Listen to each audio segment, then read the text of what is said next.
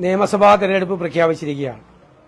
ഈ ദുർഭരണം അവസാനിക്കാൻ ഇനി 26 ദിവസം മാത്രമേ ഉള്ളൂ. കേരളം കാത്തിരിക്കുകയാണ്. ഈ ദുർഭരണത്തിന് അന്ത്യം കുറിച്ച് കേരളത്തിലെ ജനങ്ങൾ ഒരു പുതുയുഗ പിറവിക്ക് തുടക്കമിടും.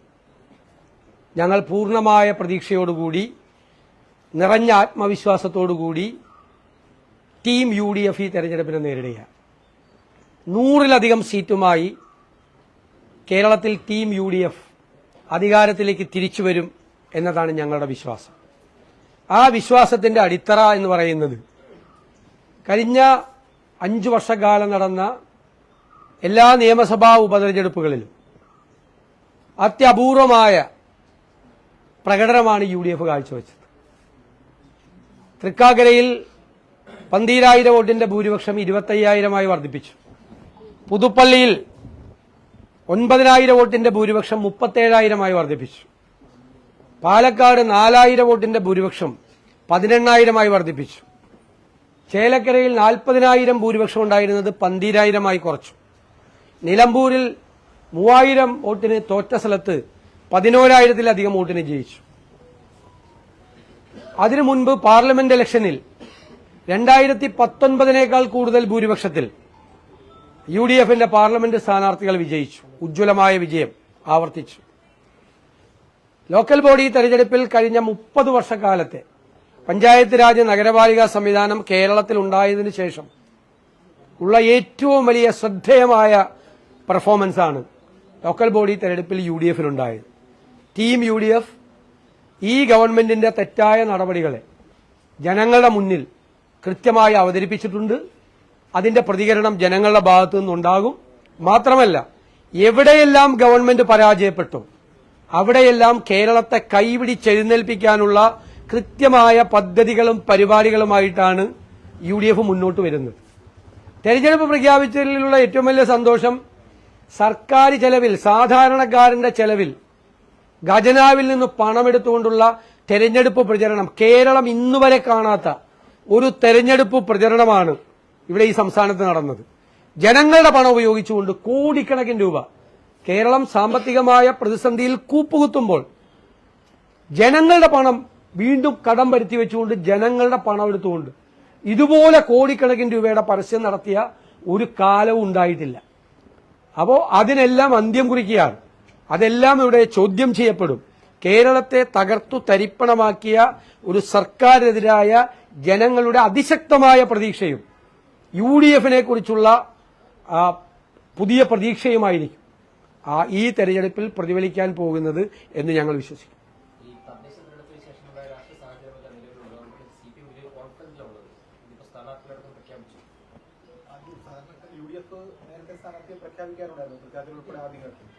അല്ല, ഞങ്ങൾ റെഡിയാണെന്ന്. ഞങ്ങളും പ്രഖ്യാപിക്കും.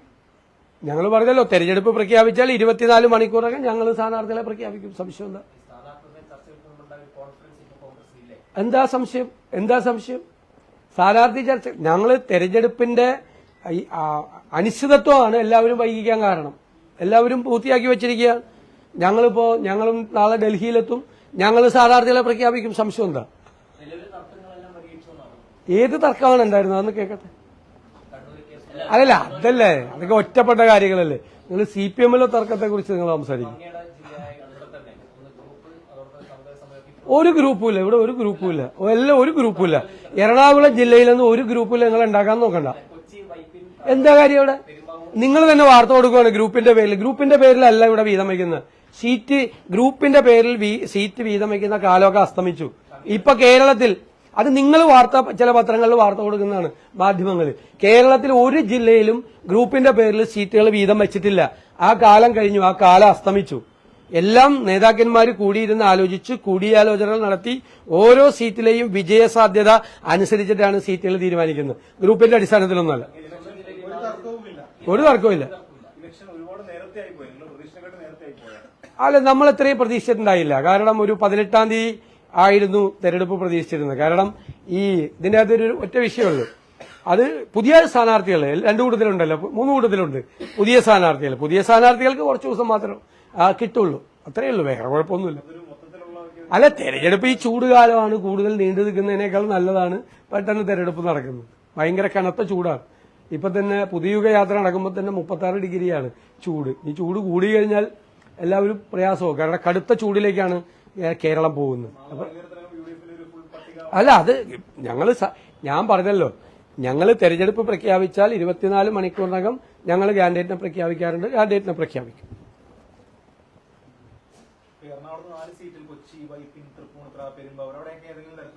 എല്ലാ സീറ്റുകളും കൂടിയാലോചനകൾ നടത്തിയിട്ടുണ്ട്.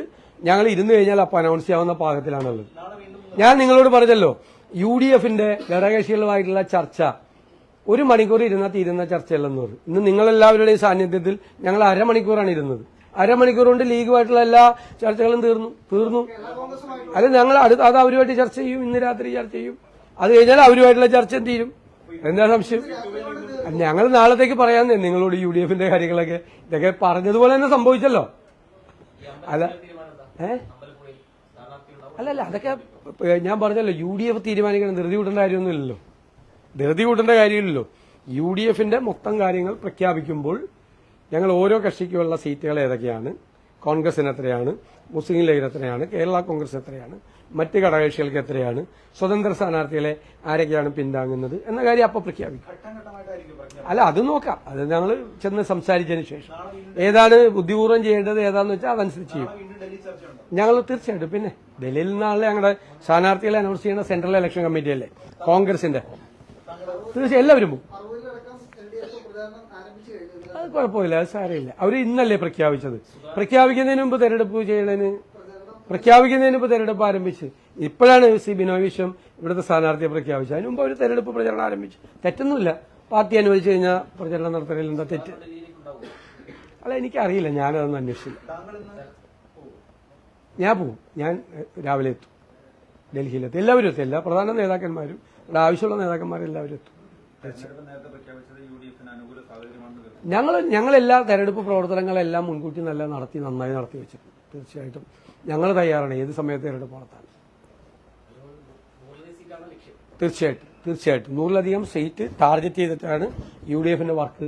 മിഷൻ 26 ഞങ്ങൾ അങ്ങനെയാണ് ടാർഗറ്റ് ചെയ്തിരിക്കുന്നത്. മിഷൻ 25 ഞങ്ങൾക്ക് ഒരു ടാർഗറ്റ് ഉണ്ടായിരുന്നു.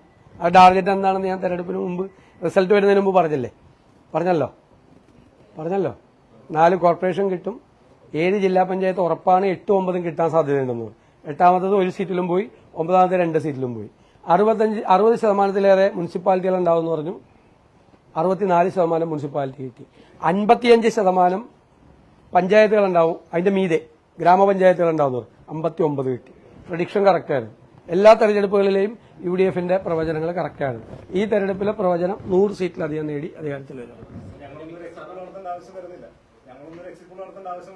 അത് നിങ്ങൾക്ക് അറിയാവുന്ന കാര്യമല്ലേ. തൃക്കാക്കരയിൽ ഞങ്ങൾ പറഞ്ഞു 20,000 25,000 ഇടയിലെന്ന് ഭൂരിപക്ഷം. നിങ്ങളോടാണ് പറഞ്ഞത്.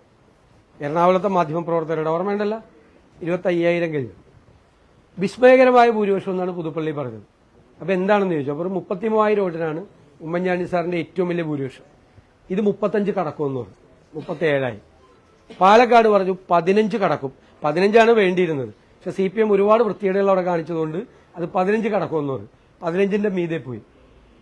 നിലമ്പൂരിൽ 7% വോട്ടിന്റെ ഭൂരിപക്ഷത്തെ ജയിക്കുമെന്ന് പറഞ്ഞാണ് തെരഞ്ഞെടുപ്പിന് തൊട്ട് മുമ്പ് പറഞ്ഞ. 7% വെച്ചാൽ 12,000 വോട്ടാണ്. 11,000 വോട്ടിനെ ജയിച്ചു. അറിയാലോ കണക്ക്. അതിനെന്താ, അതുകൊണ്ട് കാര്യമൊന്നുമില്ല. 2001 ഞങ്ങൾക്ക് 99+1 ഞങ്ങളുടെ MLA-മാരൊക്കെ പലരും വളരെ പോപ്പുലറായിരുന്നു. ഭയങ്കര പോപ്പുലറായിരുന്നു പല MLA-മാർ. ഞാനൊക്കെ ആദ്യമായിട്ട് ജയിച്ചു വന്ന സമയമാണ്. 99+1 ജയിച്ചിട്ടാണ് 2001 വന്നത്. മനസ്സിലായല്ലേ? അപ്പൊ MLA-മാരുടെ പോപ്പുലാരിറ്റി മാത്രമല്ലല്ലോ, ഒരു ട്രെൻഡ് വന്നു 2006 CVS ആണെന്നാണ് അനുകൂലമായിട്ടൊരു ട്രെൻഡ് വന്നു. ആ ട്രെൻഡിൽ ഞങ്ങളുടെ പല MLA-മാരും തോറ്റില്ലേ. ജനപ്രിയരായിട്ടുള്ള പല MLA-മാരും തോറ്റു. അതൊക്കെ സംസ്ഥാനത്തെ രാഷ്ട്രീയ സാഹചര്യം കൂടിയുണ്ട്. ഇപ്പൊ ഒരു നറേറ്റീവ് ഉണ്ടാക്കുന്നുണ്ട്, MLA-മാര് പോപ്പുലറാണ്, ഇതൊക്കെ ഓരോരുത്തർക്കും ഓരോ സൗകര്യത്തിനുള്ള ഓരോ നറേറ്റീവാണ്. ഓരോരുത്തരുടെ സൗകര്യത്തിന് വേണ്ട. അങ്ങനെയാണെങ്കിൽ 2001 ഏത് MLA ആയിരുന്നു പോപ്പുലർ അല്ലായിരുന്നു ജയിച്ചത്? അവരൊക്കെ 2006 ജയിക്കണ്ടേ? ഇനി 2006 ജയിച്ച CPM MLA-മാര് ഭയങ്കര പോപ്പുലർ ആയിരുന്നല്ലോ പലരും. അവരെത്ര പേര് 2011 അസംബ്ലിയിലേക്ക് ജയിക്കാൻ വേണ്ടി? ജയിച്ചോ? ഞങ്ങളെ ഭൂരിപക്ഷം കിട്ടി 2011. അതിലൊക്കെ അതൊന്നും കേരളത്തിന്റെ രാഷ്ട്രീയ ചരിത്രം ശ്രദ്ധിക്കാതെ വെറുതെ പറയുന്നതാണ്, താൽക്കാലിക കാര്യത്തിന് വേണ്ടി പറയുന്നതാണ്, പൊളിറ്റിക്കൽ നറേറ്റീവ്സ് പറയുന്നത്. അതിലൊന്നും യാതൊരു വിധ കാര്യമില്ല.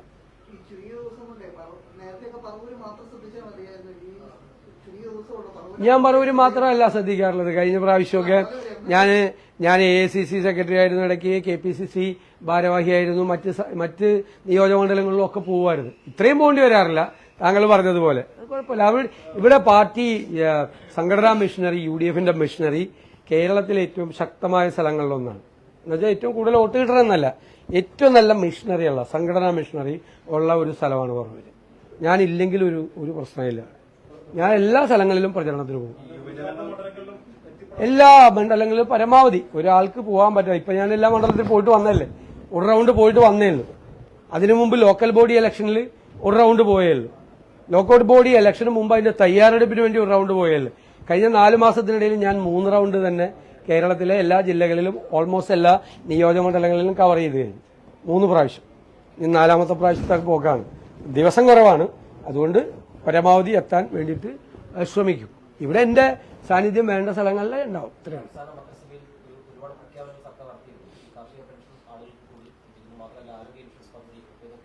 ഇതൊന്നും അവർക്ക് ചെയ്യണ്ടല്ലോ. ഇതൊന്നും ചെയ്യാതെയാണ് അവർ പോയിരിക്കുന്നത്. ജനങ്ങളെ കബളിപ്പിച്ചിരിക്കുകയാണ്.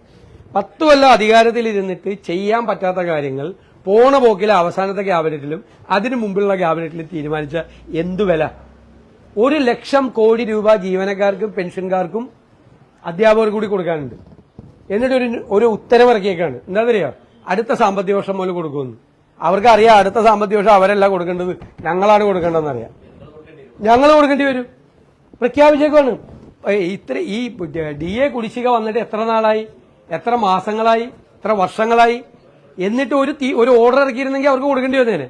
പോണ പോക്കിൽ ഒരു ഓർഡർ ഇറക്കിയിട്ട് അടുത്ത സാമ്പത്തിക വർഷം ചെയ്യും. ലീവ് സറണ്ടർ പുനഃസ്ഥാപിക്കും. എപ്പോഴാണെന്നറിയോ? 2027. അപ്പൊ ആരാ ചെയ്യേണ്ടത്? പിന്നെ ഇപ്പൊ നടത്തിയിരിക്കുന്നത് പിൻവാതിൽ നിയമനങ്ങളാണ്. അതെല്ലാം UDF മന്ത്രിസഭ വരുമ്പോൾ അത് പുനഃപരിശോധിക്കും. അതെല്ലാം റദ്ദാക്കും. നിയമവിരുദ്ധമായിട്ടുള്ള പിൻവാതിൽ നിയമനങ്ങളാണ്. PSCയിലെ റാങ്ക് ലിസ്റ്റിലെ ആളുകൾ ഫസ്റ്റ് റാങ്ക് കിട്ടിയവർക്ക് പോലും പണി കൊടുക്കാതെ പിൻവാതിൽ നിയമനം നടത്തിയിരിക്കുക.